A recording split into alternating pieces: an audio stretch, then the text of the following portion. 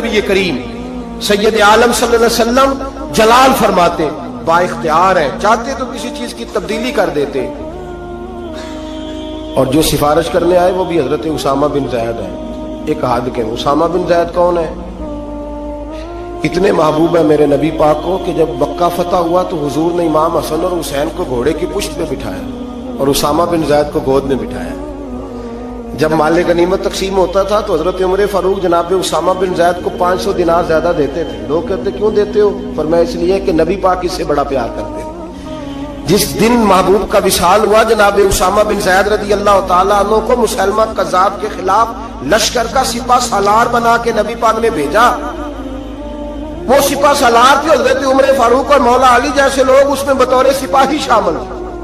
गुलाम के बेटे से इतना प्यार। और इस धरती ने वो नजारा भी देखा जब हुजूर हज के मौके पर अरफात से मुजदलफा के लिए निकले तो हुजूर ने फरमाया ठहर जाओ, एक बंदा रह गया है, वो आएगा तो मुजदलफा जाएंगे।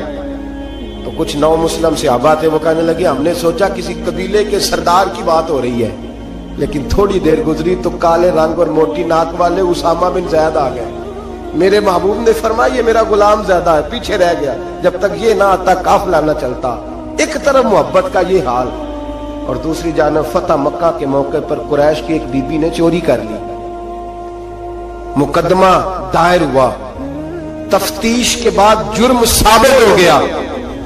नबी करीम सैयद आलम सल्लल्लाहु अलैहि वसल्लम ने फरमाया इसका हाथ काटा जाएगा। वो लोग हजरत उसामा बिन ज़ैद के पास आए और बड़ी हिकमतें बयान की, बड़े दलाइल दिए, बहुत सारी बातें समझाई। कहने लगे अभी नया नया कलमा पड़ा है, जरा दीन में आ जाएंगे, थोड़े से समझ जाएंगे, फिर हद कायम होगी तो भागेंगे नहीं, जरा उन्हें आ लेने दो, समझ लेने दो। नबी करीम अलैहिस्सलातु वस्सलाम से कहिए थोड़ी सी हुजूर रियायत कर दे, जरा करीब आएंगे तो हद जारी हो जाएगी। हजरत उसामा बिन ज़ैद तैयार हो गए। उन्हें पता था कि हुजूर मेरी बात कभी लौटाया नहीं करते। जनाब उसामा कहते हैं मैं हुजूर के करीब आके बैठा और मैंने बैठा ना जब हुजूर के पास तो बात कोई नहीं की। सरकार ने रुख फेरा, कैसे आए हो? अर्ज किया या रसूल अल्लाह। सब कहिएगा सल्लल्लाहु अलैहि वसल्लम। मैंने अर्ज की हुजूर एक छोटी सी बात करनी थी। तो हुजूर ने फरमाया करो। या रसूल अल्लाह बात जरा मुश्किल है। फरमाया तू कर तो सही। हुजूर वो छोटी सी सिफारिश फरमाया बोल बात कर उसामा, तेरी बात कौन लौटाता है? जनाब उसामा बिन ज़ैद कहते हैं मैंने कहा हुजूर वो कुरैश की बीबी जिस पर चोरी साबित हो गई है, अगर उसे थोड़ी रियायत मिल जाए तो उसका काफिला नया नया आया है, कबीला नया नया इस्लाम कबूल किया, हुजूर थोड़ी रियायत मिल जाए तो चलो पुख्तगी के बाद जैसे आप चाहेंगे। मेरे महबूब ने रुख फेरा तो जनाब उसामा बिन ज़ैद कहते हैं मेरा वजूद थर थर कांपने लगा, बस गजब से उनके खुदा बचाए। फरमाते हैं मैं कांपने लगा। नबी पाक ने फरमाया उसामा मुझे तू बड़ा प्यारा है, बड़ा अजीज है, पर मैं रब करीम के हुदूद के मामले में किसी की परवाह नहीं करता। जहां अल का हुदूदुल्लाह ये अल्लाह की हदें हैं, इस मामले में मैं किसी शख्स की रियायत नहीं करता। फरमाया तुमसे पहली कौमें तबाह इसलिए हुई कि गरीब जुर्म करते थे तो सजा मिलती थी, अमीर जुर्म करते थे तो छोड़ दिए जाते थे। फरमाया खबरदार तुमने जुर्रत कैसे की इस मामले में सिफारिश करने की? उसामा कहते मैं हाँफता कांपता लरसता मस्जिद से चला गया। सुबह की बात थी, जुमे का खुतबा शुरू हुआ, मदीने वाले महबूब मिंबर पे बैठे। जनाब उसामा फरमाते हैं मेरा वजूद थर थर कांप रहा था। मेरे महबूब के जुमले, हुजूर ने बात कहां से शुरू की? फरमाते हम सब जानते थे कि नबी पाक को सबसे ज्यादा मोहब्बत हजरत जनाबी सैयदा फातिमा ज़हरा के साथ है, सबसे ज्यादा प्यार उनसे करते। जितनी दफा जनाब फातिमा आती खड़े होकर इस्तकबाल होता और फरमाया फातिमा तो बिदातु मिन्नी, ये तो मेरे वजूद का हिस्सा है, ये तो मेरे जिगर का टुकड़ा है। फरमाते नबी पाक अलैहिस्सलाम ने जुमले क्या इरशाद फरमाए? फरमाया लोगों को क्या हो गया है, अल्लाह की हद के मामले में सिफारिश करते हैं। फरमाया मुझे कसम है अल्लाह की इज्जत की, अगर मेरी बेटी फातिमा भी चोरी करती तो मैं उसका हाथ काट डालता। फातिमा बिनते मोहम्मद को भी सजा होती। भैया लफ्ज क्या है? महबूब ने फरमाया मैं अपनी मोहब्बत पर पैर रखता, मोहब्बत कुचल डालता, लेकिन अल्लाह के दीन को नाफिज करता। मैं फातिमा के साथ, बात को समझ रहे हैं आप हज़रात? मेरा जुमला आपने समझा नहीं। फरमाया मैं अपनी मोहब्बत को कुचल डालता, अपनी मोहब्बत को, बोलिए, अपनी मोहब्बत को गोया कुचल डालता। और अल्लाह के दीन को, मैं दीन के मामले में किसी की रियायत, यहां तो पीर साहब कहते हैं तबलीग की तो बिगड़ जाएंगे, इनको कह दिया दीन पे अमल करो तो ये आएंगे नहीं। कहते मैं तेनों ख्वाब देखी सी राती, तू मैनू नजर आया सा, बाबा फरीद साहब भी तेनों याद कर रहे थे मेरी ख्वाब में। उसको चढ़ाया जाता है, बढ़ाया जाता है, लेकिन उसको डांटा नहीं जाता शरी मामला में। कहते हैं हमारा ख्याल रखता है ना, इतना ही काफी, दीन का रखे चाहे ना रखे। मेरे अजीज, मेरे नबी करीम सैयद आलम सल्लल्लाहु ताला अलैहि वसल्लम ने हुदूदुल्लाह के मामले में सख्त हुक्म दिया। यहाँ लोग कहते हैं मेरा पुत्र नहीं मानता, वो कहता है सारी रात नाच गाना करना है, नहीं दी मुंडा नहीं मानता। मोहब्बत देखनी है कि दीन देखना है, ना बोलो, लेकिन बात तो सच्ची है ना, बोले ना बेशक आप हज़रात, लेकिन बात तो सच, मोहब्बत देखनी है कि दीन। चलो जिन्हें बोलो इन्हें तो देखोगे ना इंशाअल्लाह ताला, बाकी भी उम्र देख के ही सही इंशाअल्लाह ताला। बेटे की बात माननी चाहिए कि नबी पाक की, बाप की बात माननी है कि नबी पाक की, भाई की बात माननी है कि नबी पाक की। कहते हैं जी वो फलां नहीं मानता, क्या मतलब है तेरा? मेरे नबी करीम सैयद आलम सल्लल्लाहु अलैहि वसल्लम ने फरमाया उसामा तुझसे तो बड़ा प्यार है ना, लेकिन फातिमा से मुझे सबसे ज्यादा प्यार है। अगर फातिमा बिनते मोहम्मद भी चोरी करती तो मैं प्यार ना देखता, मैं रब का दीन देखता, मैं हुदूदुल्लाह नाफिज करता। हुदूदुल्लाह नबी पाक सैयद आलम सल्लल्लाहु अलैहि वसल्लम को जलाल आता था जब कोई अल्लाह की हद तोड़ता था। नबी रहमत अलैहि, असल बात क्या थी, बड़ी मेहनत से हुजूर ने दीन सजाया, बड़ी मेहनत से। हम लोग कहते हैं ना मेरा खून पसीना शामिल है, और मेरे भाई इस दीन की बुनियादों में मेरे रसूल का खून पसीना शामिल है। सहाबा कहते हैं जब मस्जिद नबी बनाई तो हुजूर जब ईंटें उठाते थे तो पसीना बह के ईंटों पे गिरता था, इसीलिए तो आज तक वहां से खुशबू आती है, इसलिए तो आज तक वहां से खुशबू आती है, हुजूर का पसीना गिरता था। और ओहद में मेरे रसूल पाक ने यूं अपने खून को अपने हाथों पे रख लिया और कहा अल्लाह तू देख रहा है ना, ये मुझे जानते नहीं, इन्हें हिदायत का नूर अता फरमा दे। और मेरे भाई खून पसीना, हुजूर ने दीन सैंचा सवारा, अपनी औलाद की कुर्बानी दी। जिस मकान को तूने अपने हाथ से टाइलें लगाई हो, तेरा अपना बेटा भी वो टाइल तोड़ दे, तू थप्पड़ मारता है, और तुझे पता नहीं मैंने परदेश काट काट के बनाया है और तू तोड़ रहा है। मामूली समझते हो दीन की धज्जियां बखेरना? जब तू दीन की नाफरमानी करता है तो मदीने वाले रसूल का दिल दुख जाता है। गोया हुजूर फरमाते क्या कर रहे हो, मैंने बड़ी मुशक्कत से तुम्हें दीन दिया है, मैंने खून पसीना लगा के तुम तक पहुंचाया था, तुमने एक रात में उड़ा के रख दिया, तुमने चंद मिनटों में तबाही लगा दी सारे दीन की, सारी शरीयत की धज्जियां बखेर दी।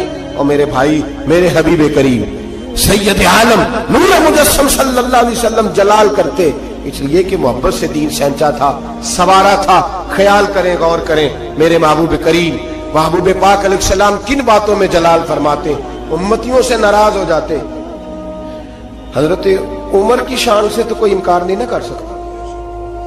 मेरे महबूब ने खुद फरमाया है, फरमाया मेरा उमर जिस गली से गुजरे शैतान रास्ता ही बदल जाता है। और नबी पाक अलैहिस्सलाम की एक हदीस यूं भी है, फरमाया जब तक उमर दुनिया में रहेगा जहन्नम को ताला लगा रहेगा, ये लोगों को गुनाह ही नहीं करने देगा तो लोग दोजख में जाएंगे कैसे, ये ताला लगा देगा दोजख को। इतना अजीम शख्स जनाब उमर कहते हैं मुझसे भी हुजूर एक दिन नाराज हो गए, गजब से उनके खुदा बचाए, गजब से उनके खुदा बचाए, जलाल बारी इताब में मुझसे भी नाराज हो गए और गिरा जो निगाह से उनकी वो संभल नहीं सकता। हजरत उमर फरमाते कई महीनों हुजूर के उन जुमलों की, उस नाराजगी की टीसें मेरे सीने में उठती रहीं, और आज भी जब ख्याल आता है तो मैं अल्लाह की बारगाह में सजदे में गिर जाता हूँ कि अल्लाह वो मेरी बड़ी खता थी। सुनो, हजरत उमर फारूक रदी अल्लाह ताला अन्हु से लोगों ने कहा उमर हुआ क्या, तो फरमाने लगे मुझे पता चला कि तौरात, इंजील और ज़बूर भी अल्लाह की किताबें हैं, तो मैं कहीं से तौरात उठा लाया और मस्जिद नबी में मैंने बैठ के पढ़नी शुरू कर दी। फरमाने लगे मदीने के महबूब तशरीफ लाए, हुजूर ने मेरी तरफ देखा और हुजूर तौरात को भांप गए, देख गए कि तौरात है। नबी पाक ने फरमाया क्या पढ़ रहे हो? अर्ज की हुजूर तौरात पढ़ रहा हूं।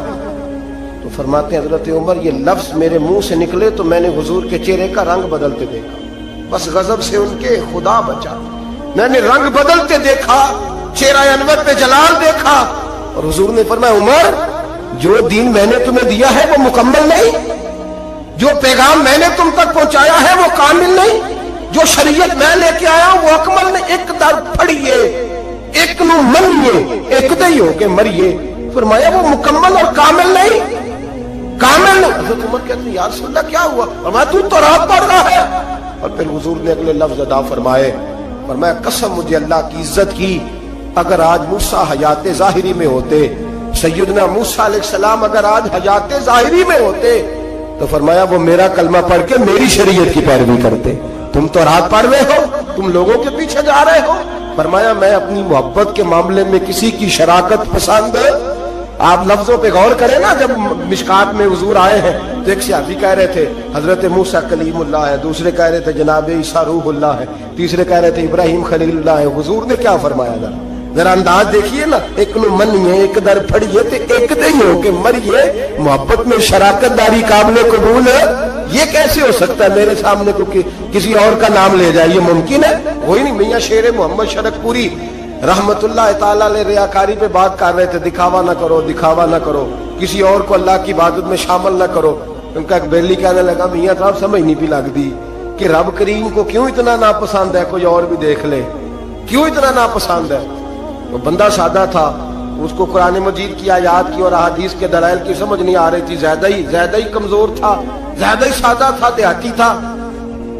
تو میاں صاحب کہنے لگے اور نہیں اللہ کی عبادت میں کسی اور، کہنے لگا بڑا حوصلہ ہوتا ہے بندوں کا، بندے دو تین لوگوں کو برداشت، اللہ کیوں ریاکاری کیا مطلب؟ میاں صاحب نے اس کو سمجھانے کے لیے مثال دی، سمجھانے کے لیے بلا مثال ہو بلا تشبیہ، صرف سمجھانے کے لیے۔ میاں صاحب فرمانے لگے آج گھر جانا اور اپنی بیوی سے کہنا تیرے سامنے کسی غیر کا نام لے۔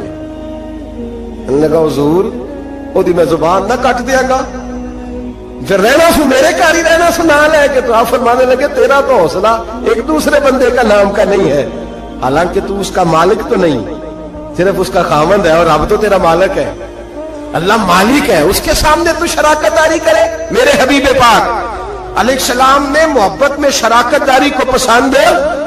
ایک صحابی کہہ رہے ہیں حضرت ابراہیم خلیل اللہ، ایک کہہ رہے ہیں جناب عیسیٰ ذبیح اللہ، حضرت اسماعیل ذبیح اللہ، تیسرے کہہ رہے ہیں موسیٰ کلیم اللہ، چوتھے کہہ رہے ہیں حضرت عیسیٰ۔ حضور آئے فرمایا کیا کہہ رہے ہو؟ اعلیٰ و انا حبیب اللہ، وہ سارے اپنی اپنی شانوں والے ہیں، تم میری طرف دیکھو، مجھے اللہ نے اپنا معبود بنایا ہے، میں اللہ کا معبود ہوں، تم دائیں بائیں کیوں دیکھتے ہو؟ میری طرف دیکھو۔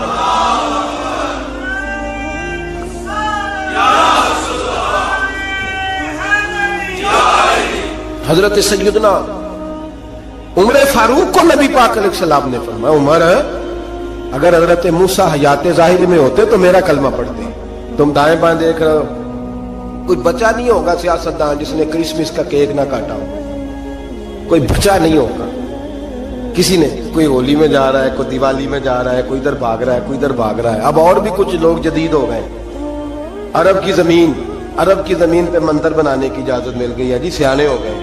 میرے رسول کریم سید عالم صلی اللہ علیہ وسلم نے فرمایا منسوخ ہو گئے دین، اب قیامت تک سکہ چلے گا تو محمد عربی کا چلے گا، اب قیامت تک ڈنکا لگے گا تو یا رسول اللہ کے نعرے کا ڈنکا بجے گا، اب کسی اور کی بات چل سکتی؟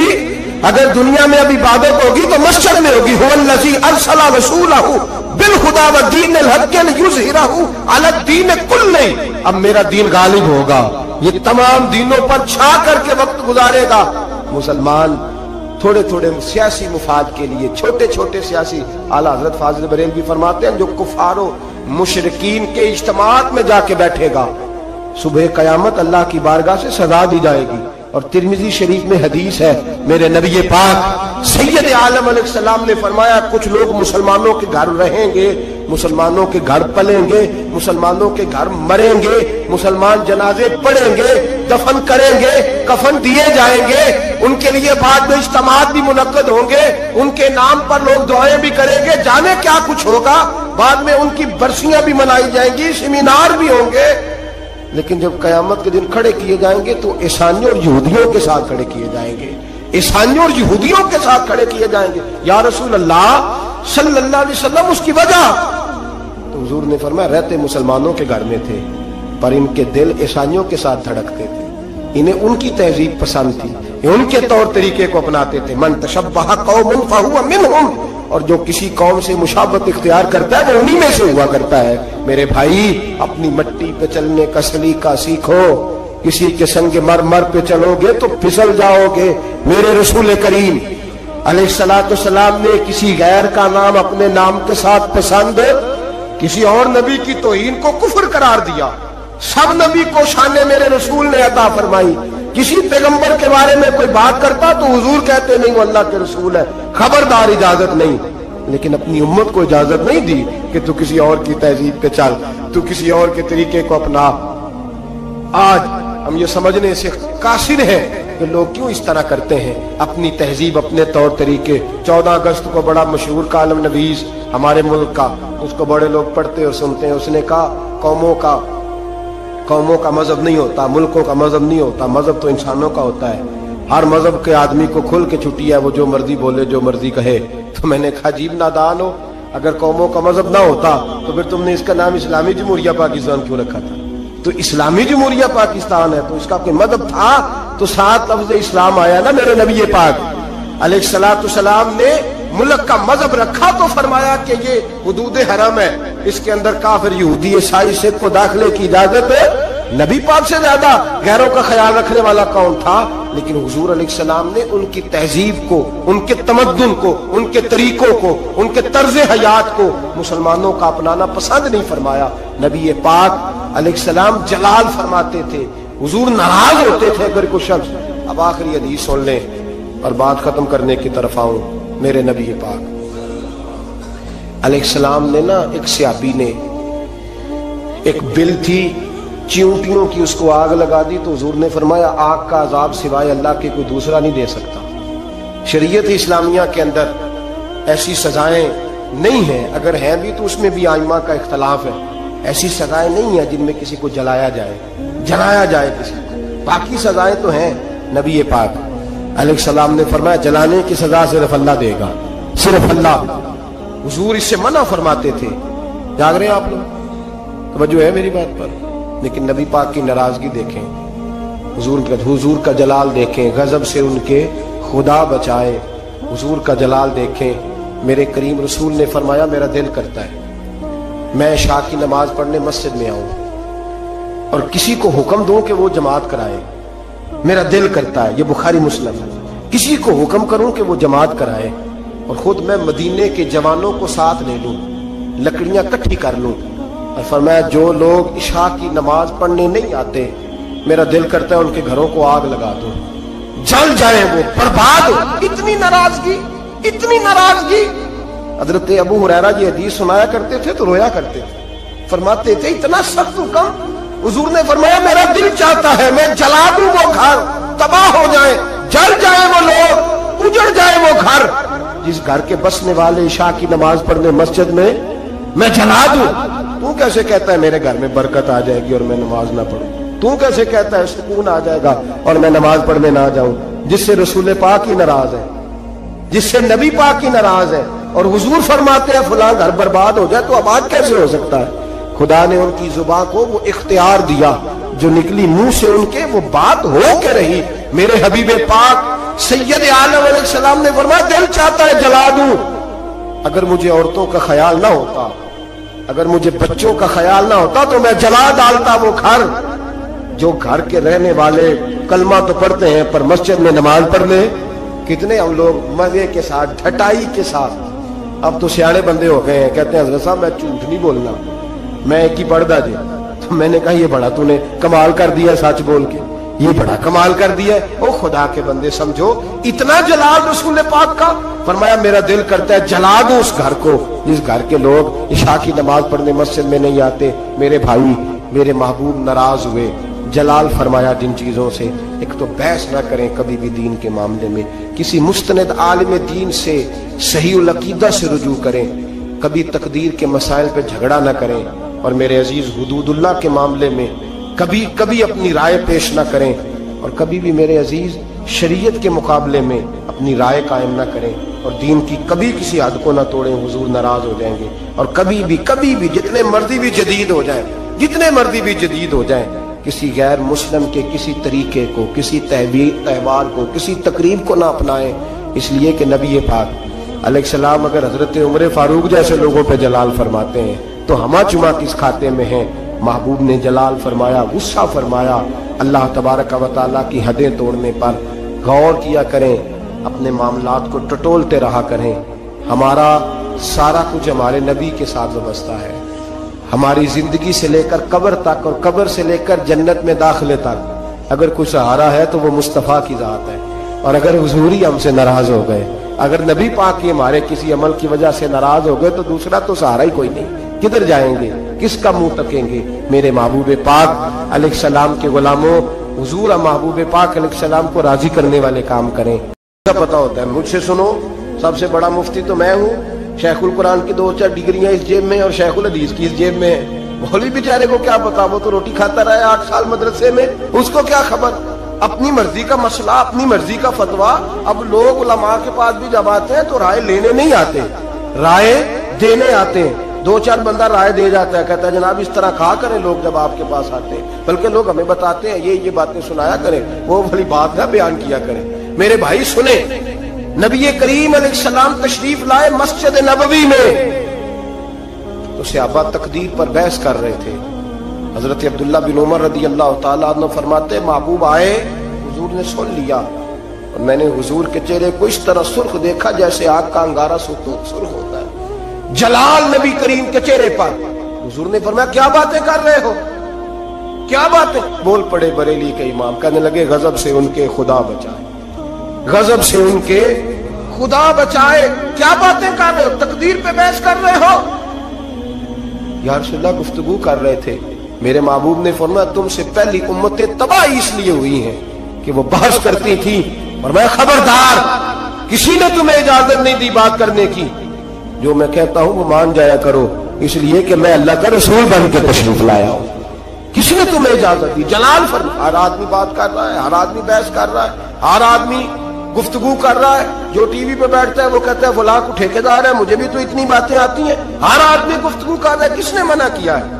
جب تو ٹی وی پہ گیا تھا، اینکر پرسن بنا تھا، تو نے صحافت کی ڈگریاں دی تھی، پولیٹیکل سائنس میں تو نے کتنے ایم اے کیے وہ تو نے جمع کرائی تھی۔ تو دین پہ بحث کر لا، ہمیں بھی کوئی ڈگری دکھا، تو نے کہاں سے پڑھا ہے، کوئی بات سنا، تو کس کا شاگرد ہے، کو اپنی سند ثابت کر۔ ایسے ہی بات کرنے کی اجازت کیسے دے دی جائے؟ حبیب کریم علیہ السلام نے سب سے پہلے اس بندے سے اظہار ناپسندیدگی فرمایا، جلال فرمایا، جو علم اس کے پاس نہیں ہوتا اور دین کے معاملات میں بحث کرتا ہے، تکرار کرتا ہے، بانج علموں جو کرے فقیری وہ کافر مرے دیوانہ ہو۔ میرے رسول پاک علیہ السلام ناراض ہے۔ پھر دوسرا جلال میرے نبی پاک نے بے ادب پہ فرمایا، بے ادب پہ۔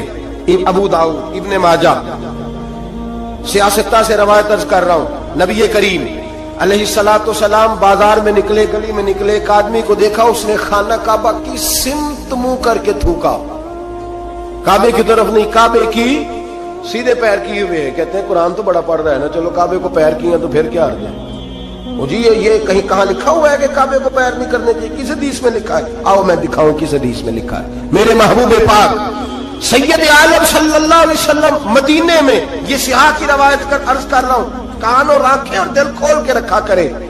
یوں چلے آؤ نا برچھی تان کر، اپنا بیگانہ ذرا پہچان کر، اور اگر دنیا میں رہنا ہے تو کچھ پہچان پیدا کر۔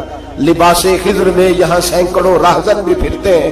میرے حبیب کریم علیہ السلام نے دیکھا، اس نے کعبے کی طرف نہیں، کعبے کی سمت کی طرف، کیونکہ کعبہ تو مکے میں ہے نا اور بات مدینے کی ہو رہی ہے، منہ کر کے تھوک دیا، اور تھوک کے وہ شخص چلا گیا۔ آمنہ کے معصوم لال نے ارشاد فرمایا کون ہے یہ؟ حضور فلاں مسجد کا امام ہے۔ حضور نے فرمایا آج کے بعد نماز نہ پڑھائے، آج کے بعد نماز نہ پڑھائے۔ نماز مصلی پہ کھڑا ہونے لگا تو صحابہ نے کہا بھائی پیچھے ہٹ جا، تو نہیں پڑھا سکتا۔ اس نے کہا وجہ؟ کہنے لگے جس محبوب نے کو اللہ نے نماز دی ہے اسی رسول نے تیری امامت سے منع فرما دیا ہے، نماز والے نبی نے منع کر، تو نہیں پڑھائے گا۔ بھاگا حضور کے دروازے پہ، یا رسول اللہ کیا ہوا؟ فرمایا تو نے کعبے کی سمت منہ کر کے تھوکا ہے، تو نے بے ادبی کی ہے۔ یا رسول اللہ مجھے میرا خیال نہیں رہا۔ فرمایا جو ادب کا خیال نہ رکھے وہ امامت کے قابل نہیں ہوتا۔ جو ادب کا خیال نہ رکھے وہ امامت کے، معافی مل گئی اسے معافی، لیکن امامت کی اجازت ہے۔ جو کعبے کی بے ادبی کرے وہ امامت کے قابل نہیں، تو جو مدینے والے رسول کی بے ادبی کرے، جو والدین مصطفیٰ کی بے ادبی کرے، جو صحابہ اور اہل بیت کی بے ادبی کرے وہ امامت کے قابل۔ دشمن احمد پہ شدت کیجئے، ملحدوں سے کیا مربت کیجئے، شرک ٹھہرے جس میں تعظیم حبیب، اس برے مذہب پہ لعنت کیجئے۔ اور اعلیٰ حضرت فرماتے ہیں ہمارا تو عقیدہ ہے جو نہ بھولا ہم غریبوں کو رضا، جو نہ بھولا ہم غریبوں کو رضا، ذکر اس کا اپنی عادت کیجئے۔ بے ادب کے معاملے میں نبی پاک نے ناراضگی کا اظہار، بات بے ادبا مقصود نہیں حاصل تے نہ درگاہ ٹوئی، باج ادب دے محمد بخشا توڑ نہیں چڑھیا کوئی، باج ادب دے محمد بخشا توڑ نہیں چڑھیا۔ ایک روایت اور عرض کر دو ترمذی سے، حضور جنازہ پڑھانے گئے، پہلے چلے گئے، لوگ کہتے ہیں پتہ ہوتا تو جاتے کیوں، میں کہتا ہوں اگر جاتے نہ تو مسئلہ کیسے بتاتے۔ حضور پہنچ گئے، جنازہ گاہ تک پہنچے، قبرستان میں ترمذی ہے، میت کے چہرے سے بھئی جو مر گیا ختم ہی ہو گیا، اس کے ساتھ کاہے کی ضد، اس کے ساتھ کیا جھگڑا، ماری گیا ہے، ترمذی ہے، سیاہ عرض کر رہا ہوں، چہرے سے کپڑا ہٹایا، فرمایا میں نہیں جنازہ پڑھاتا۔ اب جس کو لوگ کفن غسل دے کے آئے ہیں تھا تو مسلمان ہی نا، لیکن میرے محبوب کا جلال دیکھیں، غضب سے ان کے خدا بچائے، قبرستان تک آئے، کپڑا ہٹایا، فرمایا نہیں پڑھاتا جنازہ۔ صحابہ نے کہا حضور پڑھائے، نہیں پڑھاتا، حضور بے نمازی تھا، فاسق تھا، کیا جرم تھا؟ فرمایا میں نہیں جنازہ پڑھاتا، یہ میرے عثمان غنی سے بغض رکھتا تھا، یہ میرے عثمان غنی سے، عثمان سے بغض رکھے، یہ ہے میت کسی بے ادب کی منہ دکھانے کے قابل نہیں ہے، ان کے دشمن پہ لعنت خدا کی، رحم پانے کے قابل نہیں ہے۔ رسول پاک علیہ السلام تو مر جائے، حضرت عثمان کا دشمن تو جنازہ نہیں پڑھاتے۔ تو زندوں کے ساتھ دوستیاں کرے پھرتا ہے، تو زندوں کے ساتھ تعلق بنائے پھرتا ہے، دشمن احمد پہ شدت کیجیے میرے نبی کریم۔ پہلی بات تو حضور نے بحث کرنے والے پہ جلال کیا، دوسری بات میرے نبی کریم سید عالم صلی اللہ تعالی علیہ وسلم نے جلال فرمایا اس شخص پر جو شخص بے ادبی کرتا ہے، جلال۔ تیسرا جلال فرمایا حضور نے، ایک شخص نے آ کے عرض کی یا رسول اللہ صلی اللہ علیہ وسلم ہمارے محلے کا امام مسجد لمبی نماز پڑھاتا ہے، لمبی نماز پڑھاتا ہے۔ اب دیکھیں نا ایک اور حال بھی ہو سکتا تھا، حضور بلاتے ہیں، تھپکی دیتے، کہتے ہیں یار آہستہ آہستہ پڑھایا کر، چھوٹی نماز پڑھایا کر، یہ بھی ہو سکتا تھا، لیکن حدیث میں جلال ہے میرے نبی کا۔ حضور نے امام کو بلایا، فرمایا لمبی نماز کیوں پڑھاتا ہے؟ کہا حضور میرا دل کرتا ہے۔ حضور کو جلال آیا، فرمایا میں لوگوں کے دلوں میں دین کی محبت پیدا کرتا ہوں، تو نفرت پیدا کرتا ہے، تو نفرت پیدا کرتا ہے۔ یا رسول اللہ صلی اللہ تعالی علیہ وسلم حکم کیا ہے؟ فرمایا جب لوگوں کو پڑھا تو چھوٹی پڑھایا کر، اور جب خود پڑھنی ہو تو جتنی مرضی لمبی پڑھا کر، تمہیں اجازت ہے، یہ تمہیں اجازت۔ جلال فرمایا نبی پاک نے اس امام پر۔ امام پر اگر جلال ہے نبی نماز پڑھانے کا، تو یہاں تو جلسہ 6 گھنٹے کا ہوتا ہے، 9 گھنٹے کا جلسہ ہے۔ اے ان مقامی نعت خانے، اے ان ملتانی نعت خانے، اے ان پتہ نہیں کیڑے کیڑے نعت خانے، اللہ بہتر جانتا ہے، خدا خیر کرے۔ اور پھر نعت خان صاحب بھی سٹیج پہ کھڑے ہوتے ہیں، ہم تو چھوٹے لوگ ہیں تو اب بیک ہی ہو گئے ہیں، پروگرام بنایا کہ باچی جاؤ۔ میں بچوں سے کہتا ہوں یہ تو نہیں نہ ہو سکتا ساری دنیا غلط ہے اور ہم صحیح ہے، جو خود ہی سجدہ صاحب کر لیتے ہیں، ہم بیک ہو جاتے ہیں، عجیب چکر ہے۔ پھر اس نے 6-7 رکے پکڑے ہوئے، کہنا مینوں فرمائش آ گئی، یہ بھی میں نے فرمائش پڑھنی ہے، یہ بھی ہمیں فرمائش بھی کوئی نہیں کرتا کہ بے نمازی کی سزائیں تو سنا دے ذرا، ہمیں کوئی نہیں فرمائش کرتا کہ جس نے داڑھی نہیں رکھی اس کا جرم کیا ہے، 2 حدیثیں سنائے تو صحیح، ہمیں فرمائش بھی کوئی نہیں کرتا۔ فرمائشیں بھی ساری انہیں کرتے ہیں جو 1.25 منٹ میں جنت میں پہنچا دیتے ہیں، 1.25 منٹ لگتا ہے وہ سامنے جنت ہے، اللہ ہی معاف فرمائے۔ بھئی اگر نماز لمبی کرنے سے اللہ کے رسول ناراض ہیں، جنہوں نے جلسہ اتنا لمبا کر دیا حد ہی ہو گئی ہے، حد ہو گئی، اور سب عاشق کے رسول بیٹھے ہیں اور فجر گول مول ہو گئی ہے، اللہ جانے کدھر گئی۔ میرے رسول کریم صلی اللہ علیہ وسلم نے لمبی نماز پڑھانے والے امام، لمبی نماز پڑھانے والے امام پر اور اتنا سخت جلال فرمایا، اتنا سخت۔ اور ایک اور جگہ پہ حضور نے فرمایا لعنتی ہے وہ امام، ملعون، اپنی اصلاح کے لیے بات کر رہا ہوں، ملعون ہے وہ امام جو لوگوں کو نماز پڑھاتا ہے پر اس کے نمازی اس سے راضی نہیں ہوتے۔ راضی کیا مطلب کہ زبردستی مسلط ہوا ہے، زبردستی مسلط ہوا ہے، وہ نہیں چاہتے اس کے پیچھے نماز پڑھنا۔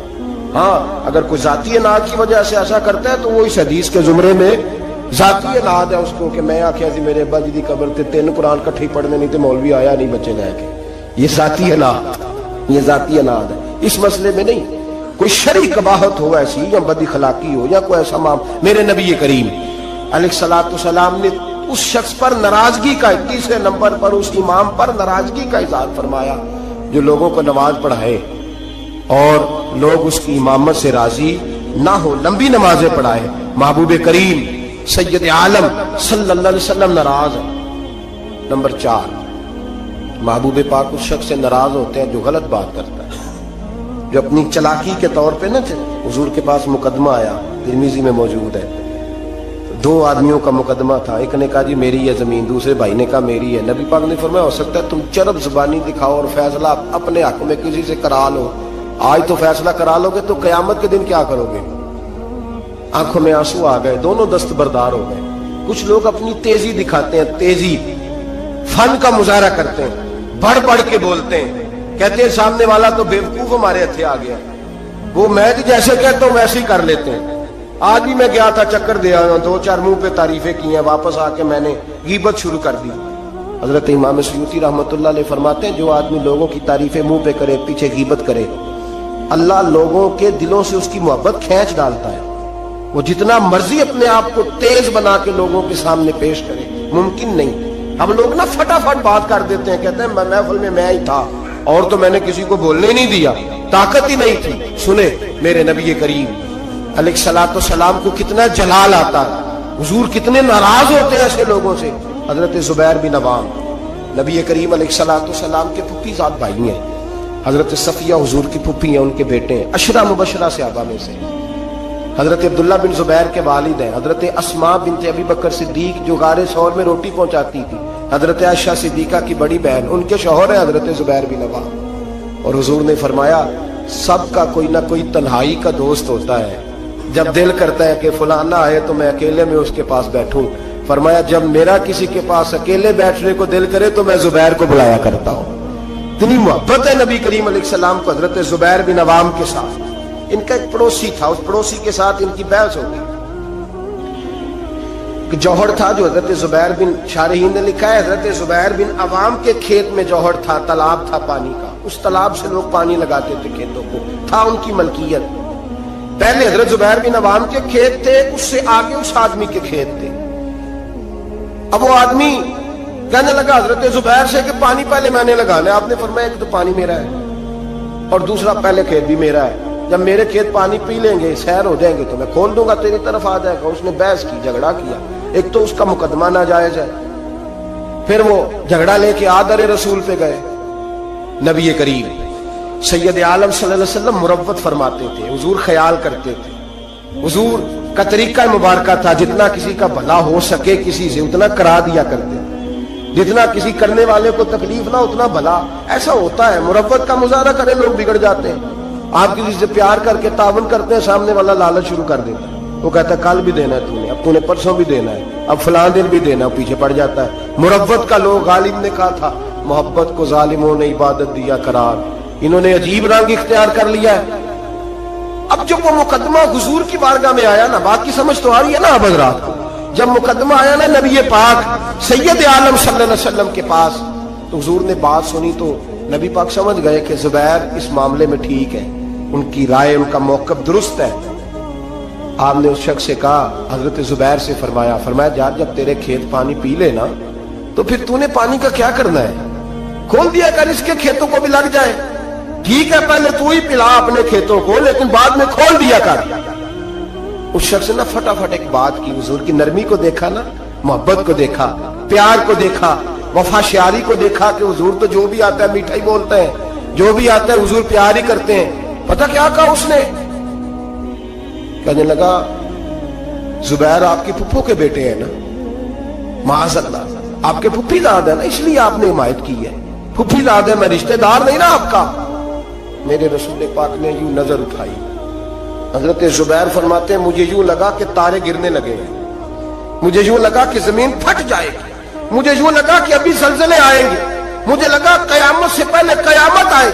حضور نے فرمایا تجھے تیری ماں روئے میں تیرے ساتھ مربت کرتا ہوں اور تو کیا بولتا ہے؟ فرمایا اگر دھرتی پہ میں عدل نہیں کروں گا تو بتا پھر دوسرا کرے گا کون؟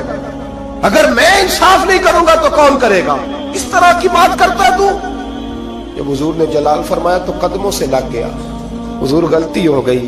حضرت زبیر فرماتے قربان جاؤں محبوبہ تیری شان پہ ابھی جلال کے دارے بہ رہے تھے جلال کے دریا، اور ذرا وہ قدموں سے لگا تو آمنہ کے معصوم لال نے اٹھا کے سینے سے لگا لیا.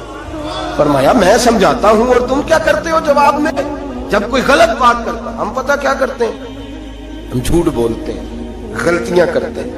اگر ہمارے بیٹے میں غلطی ہو تو ماننے کو تیار نہیں. بڑی پنچایت میں ہم کہتے ہیں یہ تو دودھ کا دھلا ہوا ہے، یہ خطا کر ہی نہیں سکتا معاذ اللہ. اگر بیٹی ہماری ہو اور اس کے سسرال سے کوئی پیغام آ جائے تو سوال ہے ہم مان جائیں. جھوٹ بولتے ہیں، غلط حتیٰ کہ ذاتیات پر اتر کر لوگ الزام تراشی کرتے ہیں، نجی زندگی پر لوگ اعتراض کرتے ہیں، نیچے اتر آتے ہیں، گر کر بات کرتے ہیں. اور میرے بھائی، میرے نبی کریم سید عالم صلی اللہ علیہ وسلم نے جلال کیا اس شخص پر، اظہار ناراضگی فرمایا اس شخص پر جو غلط بات کرتا ہے، جو غلط جگہ پر گفتگو کرتا ہے، اس پر جلال فرمایا. محبوب کریم سید عالم صلی اللہ علیہ وسلم نے ہمیں سمجھنا چاہیے کہ ایسے لوگوں سے حضور ناراض ہوتے ہیں جو جلال کرتا ہے، جو غلط بات کرتا ہے. میرے حبیب پاک سید عالم صلی اللہ علیہ وسلم حدود اللہ کے معاملے میں آپ نے بات کان کھول کے سننی اور خاص توجہ کرنی ہے میری بات پر. ایک معاملہ ہے حدود اللہ کا. اللہ کے محبوب نا با اختیار ہے. قرآن کہتا ہے یحلی لہم الطیبات ویحرم علیہم الخبائث. محبوب اگر چاہیں تو کچھ چیزیں حلال کر دیں اور چاہیں تو گندی چیزیں حرام کر دیں. با اختیار ہے، اور اس اختیار کو حضور سید عالم نے استعمال بھی فرمایا. وَيُحَرِّمُ عَلَيْهِمُ الْخَبَائِثَ کو حضور نے اختیار بھی فرمایا. ایک صحابی آئے، بخاری میں موجود ہے، نے آ کے عرض کی حضور روزہ ٹوٹ گیا ہے، رکھا تھا، یا رسول اللہ میں نبھا نہیں سکا، ٹوٹ گیا ہے. نبی کریم علیہ الصلوۃ والسلام نے فرمایا جا 3 روزے کفارے میں رکھ. اس نے کہا حضور ایک نہیں پورا ہو سکا مجھ سے. نبی پاک نے فرمایا جا 60 مسکینوں کو کھانا کھلا. اس نے کہا حضور کئی دنوں سے خود نہیں پیٹ بھر کے کھایا. اب میرے پاس کوئی آتا 2 باتیں پوچھتا، تیسری میں کہتا یار حالی کوئی نہیں، تو عجیب بات کر رہا ہے، میں تو ناقل ہوں، ادھر سے بات پڑھی اور ادھر بیان کر دی، میں کچھ شارع تھوڑا ہوں معاذ اللہ تعالیٰ. نبی کریم با اختیار ہے، شارع ہے دین کے معاملے میں، تشریح کرتے ہیں نبی کریم سید عالم علیہ السلام دین. وَيُحَرِّمُ عَلَيْهِمُ الْخَبَائِثَ. حضور اگر چاہیں تو کسی بری چیز کو حرام کر دیں، چاہیں تو کسی اچھی چیز کو حلال کر دیں. اللہ نے اختیار دیا. کہنے لگا یا رسول اللہ میں نہیں رکھ سکتا. فرمایا چل اس طرح کر، 60 مسکینوں کو حضور نہیں کھلا سکتا. فرمایا چل 3 کو کھلا دے. کہنے لگا حضور سویر سے میں نے خود کوئی نہیں کھایا، میرے بچوں نے کوئی نہیں کھایا. تھوڑی دیر گزری تو ایک ٹوکرا کھجوروں کا آ گیا. حضور با اختیار ہے، ٹوکرا آیا کھجوروں کا. نبی کریم علیہ الصلوۃ والسلام نے فرمایا یہ کھجوریں لے جا اور مدینے میں جو غریب ہے اس کو دے دے، تیرے روزے ٹوٹنے کا کفارہ ادا ہو جائے گا. کہنے لگا یا رسول اللہ مدینے میں سب سے غریب میں ہی ہوں. تو حضور نے فرمایا روزہ تو نے توڑا ہے، کھجوریں میں دے دیتا ہوں، جا گھر جا کے بچوں کے بیچ بیٹھ کے کھا لے، تیرے روزے کا کفارہ ہو جائے گا. یہ اختیار ہے میرے نبی پاک کا، یہ میرے رسول پاک کا. اعلیٰ حضرت فرماتے ہیں وسعتیں دی ہیں خدا نے دامن محبوب، وسعتیں دی ہیں خدا نے دامن محبوب کو، جرم کھلتے جائیں گے اور وہ چھپاتے جائیں گے. میرے نبی پاک علیہ السلام کی بارگاہ میں مسند امام احمد بن حنبل میں موجود ہے. ایک شخص نے کہا حضور میں 2 نمازیں پڑھوں گا، یا ایک روایت میں 3 پڑھوں گا. تو حضور نے فرمایا تو کلمہ پڑھ، میں تجھے 2 کی معافی دیتا ہوں. وہ الگ بات ہے کہ بعد میں اس نے تہجد بھی پڑھی، اشراق اور چاشت بھی پڑھی، لیکن حضور با اختیار ہے میرے نبی پاک. رسول پاک با اختیار ہے نبی کریم علیہ السلام. لیکن حدود اللہ کا جب معاملہ ہوتا، حدود اللہ کا معاملہ، ایک دفعہ تو ایسا ہوا کہ ایک جنگ کے موقع پر نبی پاک علیہ الصلوۃ والسلام نے ایک عورت کی لاش دیکھی تو حضور نے جلال فرمایا جب میں نے تمہیں کہا تھا کہ عورتوں پر ہاتھ نہیں اٹھانا تو کس نے قتل کیا؟ جلال فرمایا قیامت کے دن یہ بی بی جس آدمی کا بھی گریبان پکڑے گی میں اس کے ساتھ ہو کے اللہ کی بارگاہ میں مقدمہ لڑوں. اگرچہ وہ کافروں کی عورت تھی. آج تو مسلمان اقتدار کے لیے کاٹ رہے ہیں نا ایک دوسرے کو، اقتدار کی جنگ. دنیا میں جنگ لگی ہوئی ہے نا، شام سے لے کر عراق تک. تو لوگ کہہ دیتے ہیں فرقوں کی جنگ ہے، میں درجنوں بار کہتا ہوں یہ اقتدار کی لڑائی ہے. لوگ کسی نے کوئی مذہب کا روپ دھارا ہے، کوئی دھارا ہے، اصل جنگ اقتدار کی ہے، سب کو اقتدار چاہیے اور اقتدار کے لیے بھاگ دوڑ ہو رہی ہے۔ 4 لاکھ کے قریب حلب کے لوگ قتل ہو چکے ہیں اور ابھی تک خون سے اس زمین کو روز رنگین کیا جاتا ہے، لیکن لوگ بازی نہیں آتے۔ اللہ کے نبی جلال فرمایا کرتے ہیں حتیٰ کہ کوئی درخت کاٹ دیتا ناجائز کسی کا تو حضور اس پر بھی ناراض ہوتے اور یہاں گردنیں کاٹی جاتی ہیں۔ بہرحال حدود اللہ کے معاملے میں پڑھ پڑھ علم ہزار کتاباں کدی اپنے آپ نو پڑھیا نہیں، بھج بھج وڑنا وڑنا